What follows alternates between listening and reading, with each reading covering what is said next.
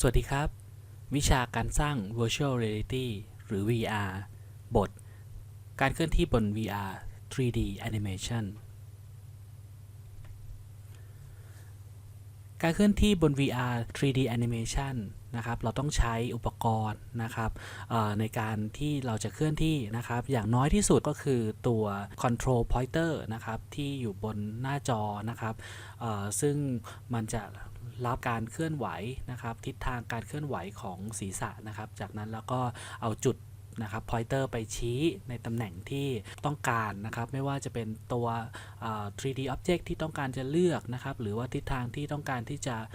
เคลื่อนที่ไปนะครับในส่วนของการ control ตัวนั้นนะครับก็จะเป็นลักษณะของการ control ง่ายๆนะครับแล้วก็นับจำนวนเวลาไปนะครับโดยการที่จะใช้การ activate ด้วยการ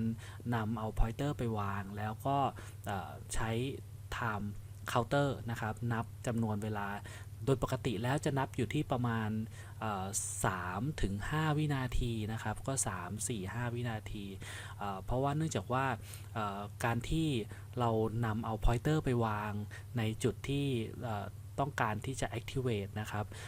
มันจะป้องกันการที่เขาเรียกว่า false positive นะครับก็คือการที่เราไป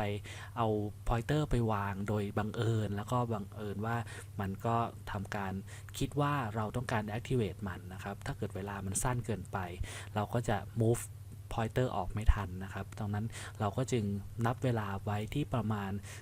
3-5 วินาทีนะครับหลังจากที่ผ่านไป 3-5 วินาทีแล้วมันก็จะทำการวาร์ปไปอีกที่หนึ่งหรือว่าทำการ activate ข้อมูลต่างๆนะครับแต่ว่าโดยปกติแล้วมันจะทำการ activate ขึ้นทันทีหลังจากที่ pointer ไปวางนะครับในตำแหน่งที่เราต้องการนะครับหรือว่าในตำแหน่งที่มันพร้อมที่จะทำการ activate นะครับแต่ว่าถ้าหากว่าเราไม่มีตัวเขาเรียกว่าตัวคอนโทรลเลอร์นะครับหรือว่าตัวจอยสติ๊กนะครับในกรณีนั้นแต่ถ้าหากว่าเรามีคอนโทรลเลอร์หรือว่าจอยสติ๊กนะครับเราก็สามารถที่จะใช้ตัวคอนโทรลเลอร์หรือจอยสติ๊กได้เลยนะครับคอนโทรลเลอร์หรือจอยสติ๊กนั้นนะครับมันก็มีอยู่ทั้งหมดหลายแบบด้วยกันนะครับแบบทางด้านซ้ายมือนะครับก็จะเป็นรูปแบบของตัว Wi-Fi นะครับแล้วก็พวกบลูทูธนะครับเรื่องของการใช้ตัวจอยสติ๊กซึ่งตัวนี้ก็จะเป็นตัวที่คอนโทรลนะครับทิศทางแล้วก็คอนโทรลการเลือกสิ่งต่างๆนะครับโดยที่ใช้เรื่องของการกดเป็นหลักนะครับแต่ว่าถ้าหากว่าเป็นลักษณะของนะครับเป็นตัวที่สวมมือนะครับตัวที่มือจับแล้วก็ที่สวมมือลงไปนะครับจะเป็นลักษณะของการที่เราจะเห็นมือของเราด้วยนะครับว่ามือของเรามีการเคลื่อนที่นะครับเพราะว่าตัวคาทาหรือว่าจอยชนิดนี้ก็จะมีตัวที่มีตัวรับอยู่แล้วนะครับเป็นเซ็นเซอร์ที่มีอินฟราเรดออกมาโดยรอบนะครับก็ทำให้เรารู้สึกถึงมือของเราที่ยื่นออกไปใน VR นะครับตรงนี้เนี่ยนะครับมันก็จะมีราคาที่ค่อนข้างที่จะสูงอยู่ในปัจจุบันนะครับส่วนตัวจอยสติ๊กอีกตัวหนึ่งก็คือเหมือนจอยเล่นเกมปกตินะครับก็คือเป็นจอยสติ๊กที่มีปุ่มนะครับการเคลื่อนที่ลักษณะคล้ายๆกันกับตัวที่ใช้เป็นจอยแบบบลูทูธทั่วๆไปนะครับก็คือมีทิศทางการเล่นนะครับหรือว่าตัวปุ่มสำหรับการใช้งานต่างๆหลากหลายปุ่มนะครับก็จะมีฟังก์ชันมากกว่านั้นนะครับแล้วก็อาจจะมีเรื่องฟังก์ชันการสั่นหรืออะไรเข้ามาด้วยนะครับซึ่งตรงนั้นเองก็ส่วนใหญ่แล้วจะต้องต่อเข้ากับตัวPC นะครับหรือว่าตัวเครื่องคอมพิวเตอร์ไปเลยนะครับไม่ได้คอนเนคกันด้วยระบบ Wi-Fi หรือว่าบลูทูธแต่อย่างใดนะครับลักษณะการเคลื่อนที่บน VR 3D นะครับก็เราจะมีลักษณะการเคลื่อนที่อยู่2แบบใหญ่ๆนะครับก็คือลักษณะการเคลื่อนที่แบบที่ว่าเป็นการเคลื่อนที่โดยอัตโนมัตินะครับก็คือการเคลื่อนที่ไปตามทิศทางนะครับหรือว่าไปตามรางหรือว่า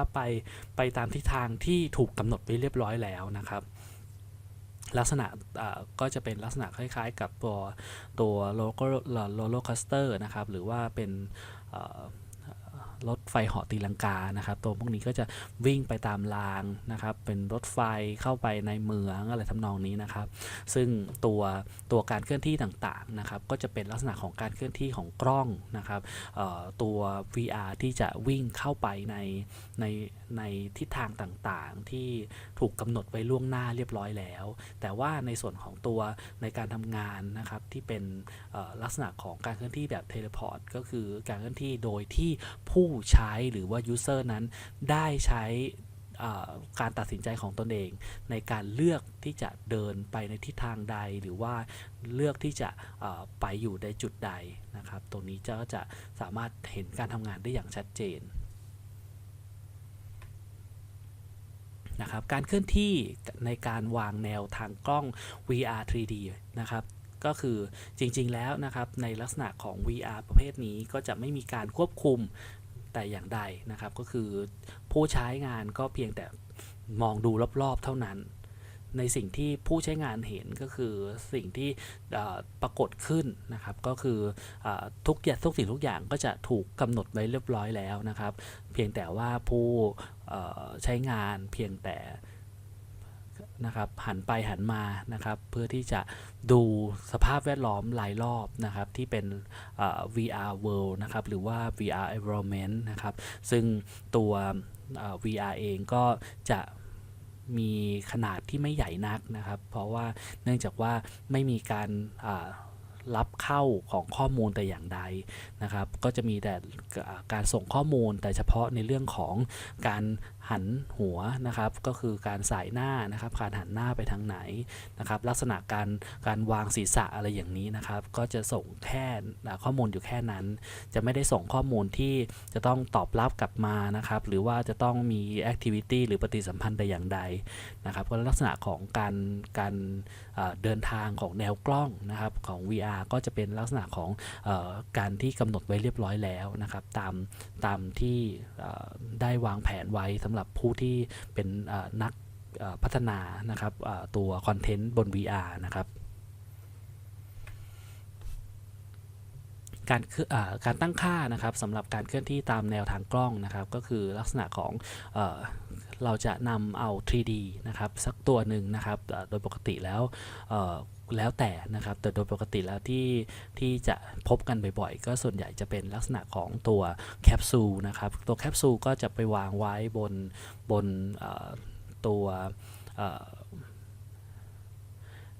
โปรเจกต์นะครับก็คือเราจะดึงเข้าไปในไฮรัชีนะครับจากนั้นเราก็จะนำเอากล้องนะครับซึ่งเป็นกล้องตัวเมนแคมราปกติเข้าไปใส่ไว้ในตัวแคปซูลตัวนี้นะครับเพื่อที่จะให้เห็นถึงนะครับการเคลื่อนที่ของมันนะครับเพราะในบางครั้งนะครับการเคลื่อนที่ของกล้องเราไม่สามารถที่จะมองเห็นภาพได้อย่างชัดเจนนะครับว่าการเคลื่อนที่ของกล้องมันไปที่ทางไหนหรืออะไรยังไงนะครับเพราะเนื่องจากว่าในทางปฏิบัติแล้วตัวกล้องเนี่ยมันจะเป็นลักษณะที่ไม่มีตัวตนนะครับเพราะฉะนั้นแล้วการวางกล้องในทิศทางใดก็ตามนะครับในการหันไปนะครับก็จึงเป็นเรื่องของการกำหนดแนวทางของทิศทางการเคลื่อนที่ของกล้องด้วยนะครับเพราะว่าเนื่องจากว่าตัวที่เดินทางไปนะครับก็คือตัวแคปซูลเนี่ยมันสามารถเดินทางไปแต่กล้องเนี่ยมันจะหันหน้าไปทางทิศใดทิศหนึ่งนะครับนั่นคือทิศทางที่เขาเรียกว่าเป็นทิศ default นะครับก็คือการเคลื่อนที่มันจะเป็นเคลื่อนที่ในทิศทางนั้นนะครับแต่ว่าเวลาที่ user ใช้งานจริงนะครับก็คือ user จะเป็นคนนั่งลักษณะของการนั่งก็อาจจะเป็นนั่งบนรถไฟเหาะตีลังกานะครับเพราะนั้นแล้วการนั่งในครั้งแรกของการนั่งรถไฟเหาะตีลังกาก็ต้องหันหน้าไปทางทิศทางที่รถไฟเหาะตีลังกากำลังเคลื่อนที่ไปอยู่ใช่ไหมครับเพราะนั้นแล้วแต่ว่าตัวuser เองนะครับก็สามารถที่จะหันดูทางซ้ายหันดูทางขวาเงยหน้าขึ้นดูข้างบนได้เพราะฉะนั้นนะครับก็อันนี้ก็จะเป็นรูปแบบนะครับรูปแบบหนึ่งซึ่งจะต้องระวังนะครับในส่วนของผู้ที่พัฒนาตัว VR นะครับว่าทิศทางของกล้องที่เป็น default นะครับจะไปทิศทางไหนนะครับแล้วก็การเคลื่อนที่ของตัวแนวทางของกล้องนะครับจะเป็นรูปแบบไหนนะครับตอนนี้ต้องระวังไว้นิดหนึ่ง นะครับมุมมองของการเคลื่อนที่นะครับโดยปกติแล้วเนี่ยนะครับเรื่องของข้อควรระวังนะครับเรื่องของข้อควรระวังคือเมื่อไหร่ก็ตามที่มีการเคลื่อนที่นะครับแล้วก็จะทำให้ตัวผู้ใช้งานนะครับหรือว่า user เนี่ยมีความอินมากแล้วก็ตกใจหรือว่ามีการทำให้รู้สึกหวาดเสียวนะครับหรือว่าอะไรพวกนี้นะครับเพราะนั้นแล้วในกรณีเหล่านี้ควรจะต้องได้รับการtreat โดยการให้ user นะครับได้นั่งนะครับเพราะเนื่องจากว่าจากการทดลองหรือว่าจากที่ได้ผ่านๆมาในการซื้อขายนะครับตัว VR ในตลาดได้รับเสียงตอบรับมาว่าถ้าหากว่าเป็นลักษณะคอนเทนต์ที่เป็นลักษณะอย่างที่ผมเรียนไปนะครับว่าเป็นลักษณะคอนเทนต์ที่น่ากลัวหวาดเสียวนะครับหรือว่าตกใจหรือว่ามีการเคลื่อนที่อย่างรวดเร็วอะไรพวกนี้นะครับควรจะให้ user นั่งนะครับก็คือการที่เราจับ user นั่งก็ทำให้ลดเรื่องของค่าลดเรื่องของอุบัติเหตุนะครับที่จะเกิดขึ้นได้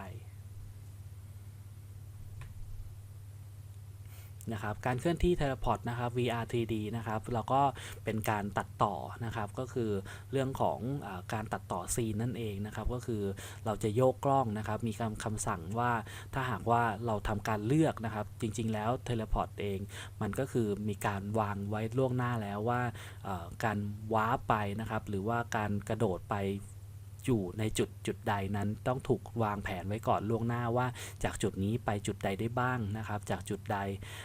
จะมาจุดนี้ได้บ้างอะไรอย่างนี้นะครับเพราะฉะนั้นแล้วเรื่องของการวาร์ปของเทเลพอร์ตเองนะครับก็ตัวนี้ก็จึงไม่ค่อยมีปัญหาอะไรนะครับเพราะว่าเรื่องของการทำเทเลพอร์ต VR 3D นะครับค่อนข้างที่จะง่ายนะครับกว่าการทำเทเลพอร์ตของตัว VR วิดีโอหรือ VR Picture นะครับในการตั้งค่านะครับเคลื่อนที่แบบเทเลพอร์ตนะครับเป็นการกำหนดจุดนั่นเองนะครับอย่างที่ผมเรียนว่าตัวผู้ใช้งานนะครับจะรู้สึกว่าตัวเองเป็นคนเลือกแต่จริงๆแล้วนะครับตัวที่เลือกนะครับก็คือคนที่ทำการพัฒนานะครับตัว VR Content จะเป็นคนที่ระบุไว้อยู่แล้วว่าถ้าหากว่ามีการเลือกที่จุดนี้จะไปที่จุดไหนได้บ้างนะครับจากผาดแต่ละผาดนะครับจะถูกกำหนดไว้เรียบร้อยแล้วนะครับเพราะฉะนั้นแล้วลักษณะของการกำหนดนะครับว่าตรงไหนไปได้ตรงไหนไปไม่ได้เราอาจจะใช้สีในการสื่อนะครับอาจจะสีฟ้าสีเขียวสีแดงนะครับสีเหลืองเป็นต้นนะครับเพื่อที่จะทำให้user นะครับทราบได้ทันทีว่าตรงไหนไปได้หรือตรงไหนไปไม่ได้จากการที่เราตัววาดตัวคอนโทรลเลอร์ไปนะครับตรงนี้ก็สามารถที่จะทำให้user นะครับตระหนักได้ดีว่าบริเวณใดที่เลือกได้บริเวณใดที่เลือกไม่ได้นะครับตรงนี้ก็จะเป็นหน้าที่ของตัวคนที่ออกแบบนะครับ VR Content เพื่อที่จะให้ตัวข้อมูลต่างๆเนี่ยมันครบถ้วนนะครับไม่ขาดหาย